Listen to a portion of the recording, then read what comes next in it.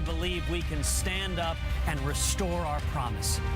It's a given in any presidential campaign. Lofty ads with pretty pictures of America, evoking patriotism.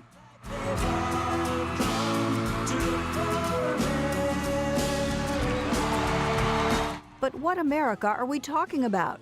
The Democratic America? I'm going to build on the progress we've made. Or the Republican America? Our freedom is under attack. Our economy is underwater. It sounds like they're running for president of two different countries. In some sense, I think the Republicans and the Democrats are running for president of two different countries. The country is very polarized politically, not just in terms of partisanship, but also in terms of mass media consumed and other things. There are few things that really truly bring the country together now. To hear the Republicans tell it, the U.S. is on the ropes. Our country's going to go to hell because that's what's happening. It's a much rosier picture for Democrats. I truly believe that we are standing on the threshold of a new era of American progress. Part of all this has to do with which party is in the White House. With President Obama in the Oval Office, the Democrats have to convince Americans that the country is on the right track and they should stay in power. It's the opposite for the Republicans. But that's not the only reason for these sharply different messages.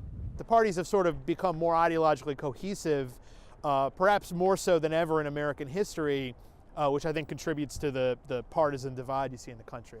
At one time, there were moderate Republican leaders and conservative Democrats. Now they're nearly extinct. Yeah, Hillary! And fewer Americans see themselves in the middle politically. According to the Pew Research Center, the share of Americans who identify as either consistently liberal or consistently conservative has grown to 21%, more than double what it was 2 decades ago. The split isn't just ideological. Republicans are rural, Democrats are urban, and attract the bulk of minority voters. This divide is reflected in a host of issues, from immigration to health care to climate change. The debate is over. Climate change is real. Climate change is the perfect pseudoscientific theory.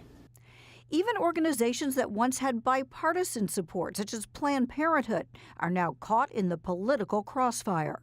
Planned Parenthood should be funded, supported, and appreciated. I have vetoed funding for Planned Parenthood, and if I were President of the United States, I would do exactly the same thing. This is what the picture looks like now, in the primary season, with candidates appealing to their core constituencies. In the general election, the nominees may try to move a little to the middle ground.